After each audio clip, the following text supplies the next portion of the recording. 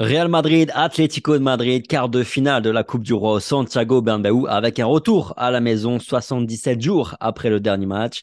L'occasion de confirmer ce début de regain de forme pour les Madrilènes et de se glisser dans le dernier carré de la compétition maudite.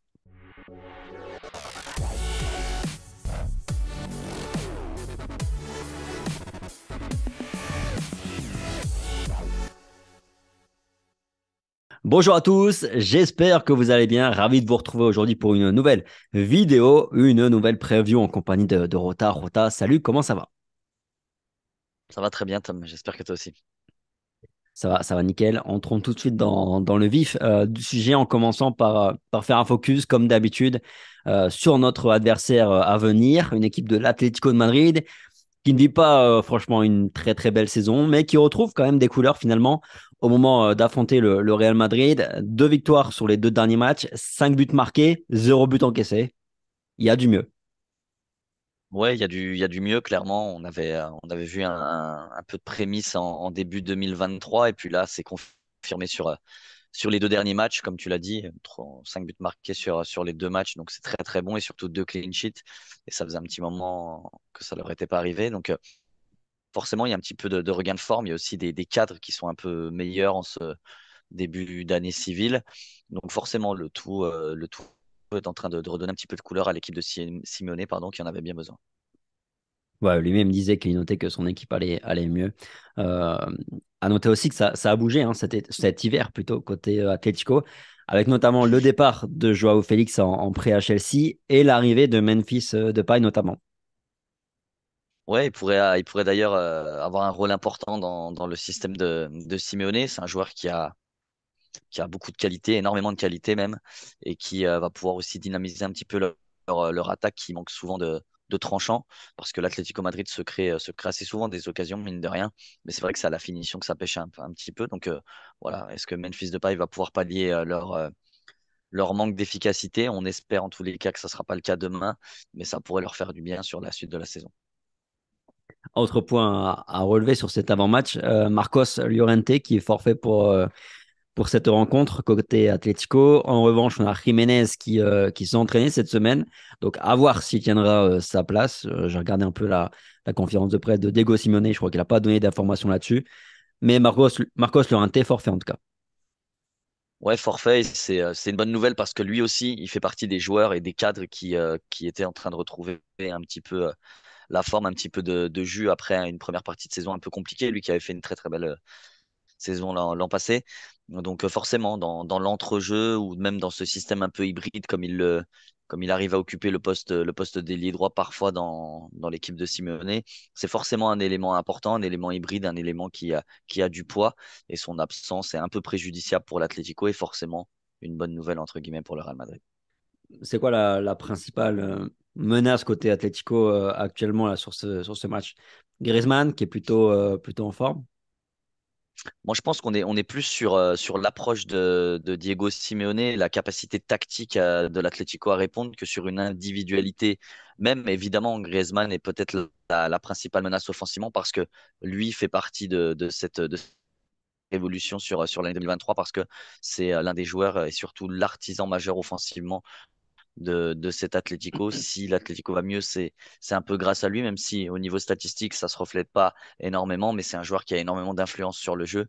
Et forcément, la présence et l'importance de Griezmann dans le système de Diego Simeone va pouvoir jauger d'un match s'il est positif ou négatif pour les Colchoneros.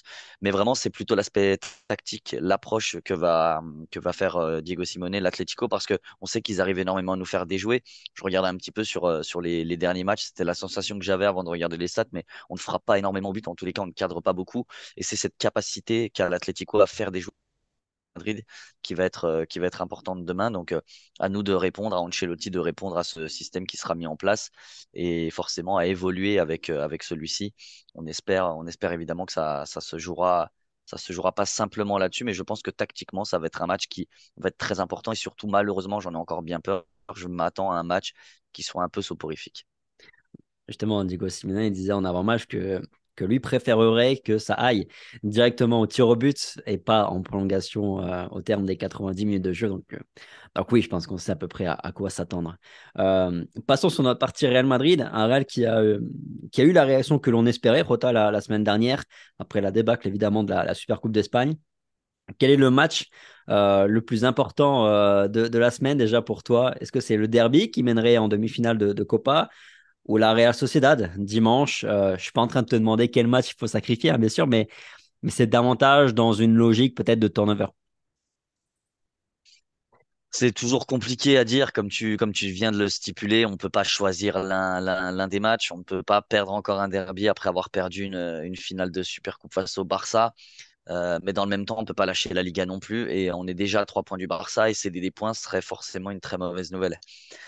Donc, j'ai envie de dire que de toute façon, la priorité, à mon sens, même si j'aime pas en donner, ça reste le championnat. Parce que forcément, j'ai pas envie de voir le Barça lever une autre Liga, et surtout pas ce Barça-là que j'estime absolument pas bon, malgré le fait qu'il nous ait donné une leçon il y a quelques jours. Mais je vois pas comment ça m'énerverait en fait que cette Liga nous échappe. Mais après, c'est vrai que encore une fois, on a un peu le cœur partagé. On ne veut pas perdre de derby. On veut aussi gagner cette Coupe du Roi qu'on n'a pas gagnée depuis un moment. Mais voilà, je pense qu'il va falloir jouer très intelligemment ce turnover. Je pense qu'il va falloir gérer les formes de chacun, mais je pense qu'on a évidemment l'effectif pour, et je compte sur Ancelotti pour faire preuve d'intelligence là-dessus. Est-ce que tu crois que Ancelotti va capitaliser, hein, essayer de capitaliser sur ce on a vu de bien là sur les deux derniers matchs et donc offrir de la continuité à ceux qui ont performé, qui ont permis de voir quand même ce mieux, ou alors est-ce qu'on va repartir sur un bon vieux 4-3-3 hybride avec Fede Valverde à droite? Ouais, moi, en tout cas, je pense que ça sera comme ça. Et malgré, par exemple, la grande forme de Ceballos et d'Asensio, je pense que c'est un entraîneur qui aime les voir rentrer, qui aime les voir prouver, et qui ne les mettra pas titulaires demain. Moi, je vois ce bon vieux 4-3-3 classique avec Vinicius, Benzema, Valverde, et puis le milieu de terrain qu'on connaît. Donc, oui, je pense pas qu'il y aura de grandes surprises sur ce match-là. Et peu importe le résultat, j'ai envie de dire, de ce match-là, et encore plus si ça gagne, je pense qu'il rééditera la même compo face à la Real Sociedad. Je pense que voilà, vu les adversaires qu'on va affronter sur ces deux matchs, il fera pas de turnover là-dessus. C'est déjà pas quelqu'un qui aime forcément énormément faire tourner. Mais alors, je le vois pas du tout le faire sur cette semaine-ci. Ouais. Quel est le 11 que tu voir demain? À noter que David Alaba et Tchouaméni ont repris. Alors, Alaba, il a repris en début de semaine. A priori, il sera dans le groupe pour demain. Tchouaméni, non, il sera encore un peu juste. Quel est le 11 que toi, t'aimerais voir plutôt que celui que tu imagines? Alors celui que j'aimerais voir, bon, rien de farfelu, hein. Courtois évidemment dans les buts, même si je pense que Lounine mériterait de pouvoir jouer ce type de match, et pour une question d'avenir aussi, et puis de confiance, et puis de motivation, ça serait bien de lui donner ce type de match. Mais évidemment, quand on a un gardien comme Courtois, c'est difficile de s'en priver. Donc Courtois dans les Mendy à gauche, je mettrais Nacho dans l'axe avec Militao. Mais c'est vrai que c'est forcément compliqué avec les absences. Donc, euh, je reconduirais la même défense que lors du match précédent. Donc, Rudiger, Militao et Nacho à droite. J'aimerais voir Camavinga, Modric, Ceballos au milieu de terrain, et Asensio, Benzema, Vinicius sur le front de l'attaque. Quoique, j'aimerais voir aussi Rodrigo sur le côté gauche avec Benzema et Asensio. Mais j'y crois tellement pas que c'est difficile pour moi de l'imaginer, même si c'est ce que j'aimerais. Ok, ouais. J'aimerais bien aussi plutôt le même 11. David Alaba, en plus, au-delà du fait qu'il est en reprise, je pense qu'on en aura beaucoup plus besoin ce week-end contre la Real Sociedad, où il va y avoir un vrai pressing en face, donc pour la relance, plutôt que là contre Ouais, c'est clair. l'Atlético ils vont nous attendre clairement. Au mieux, je suis plutôt d'accord avec toi, même si après, peut-être qu'un cross pourrait aussi faire du bien sur ce match, mais ça risquerait d'avoir un.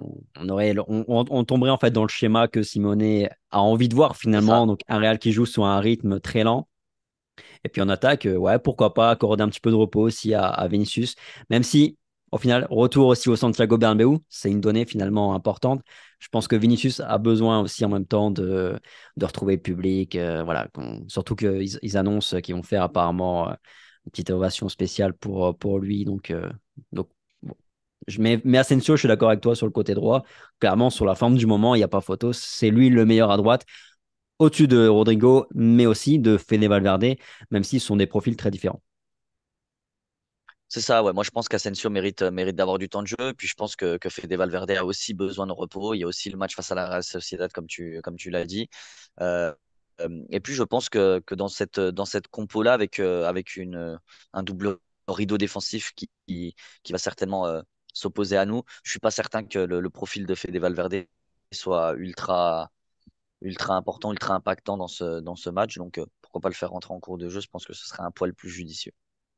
Non, clairement. Et en plus, là, on parle de calendrier. Tu me dis que derrière, il y a la Real Sociedad.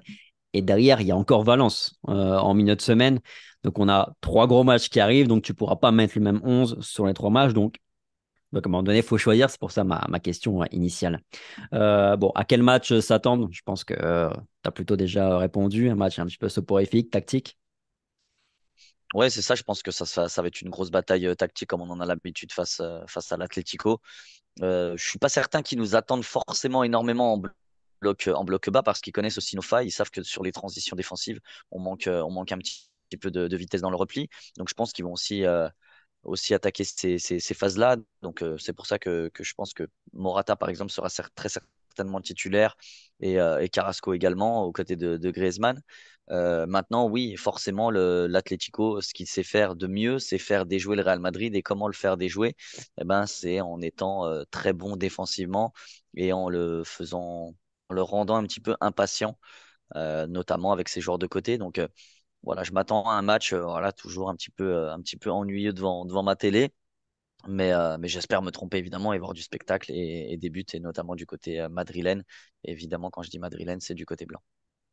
Un duel clé dans ce match ou peut-être un rôle clé. Moi, je pense par exemple à un Kamavinga devant la défense. Il a été très bon là ce week-end.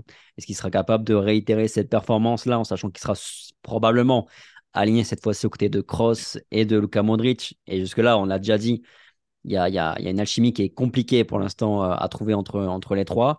En sachant que dans la même zone, tu vas avoir un Antoine Griezmann qu'il va falloir réussir à tenir pour pas que lui soit le faiseur de jeu qu'il est sur les derniers matchs. Est-ce que ça va pas être ça un peu la clé? Ouais, ça peut être la clé. Après, attention, hein, Carlo Ancelotti est fortement capable de nous mettre Kroos en sentinelle avec Valverde et Modric, hein. Il est capable de faire ça et on peut potentiellement ne pas voir Kamavinga dans le 11. En général, si je l'annonce, c'est que Kamavinga le sera, puisque je suis un chat noir, mais justement, je le fais aussi un peu pour ça. Mais oui, ça peut être l'une des clés, comme tu l'as dit, parce que déjà, il faudrait qu'il surfe sur sa bonne performance du match dernier, qu'il prenne encore confiance, qu'il prenne des automatismes, qu'il prenne des repères. Et puis, il aura un duel face aux Français qu'il connaît bien, face auquel il aura envie de briller dans un derby à Bernabeu pour le retour du Real Madrid. Donc il y a tout un tas de facteurs et d'éléments qui permettent de le faire briller, forcément de lui faire emmagasiner énormément de confiance. Donc ça peut être des clés du match, je suis assez d'accord avec toi. Ok, bon, voilà un peu, je pense, ce qu'on va dire autour de ce match, ce derby madrilène. Merci à tous, merci à Rota, merci à tous d'avoir suivi cette vidéo Merci. comme d'habitude. Merci à tous pour votre fidélité, le petit like, le petit partage, le petit commentaire, ça fait toujours plaisir comme d'habitude. Sur ce, passez une bonne journée, puis on se retrouve demain pour la revue de presse et le débrief. Allez, ciao.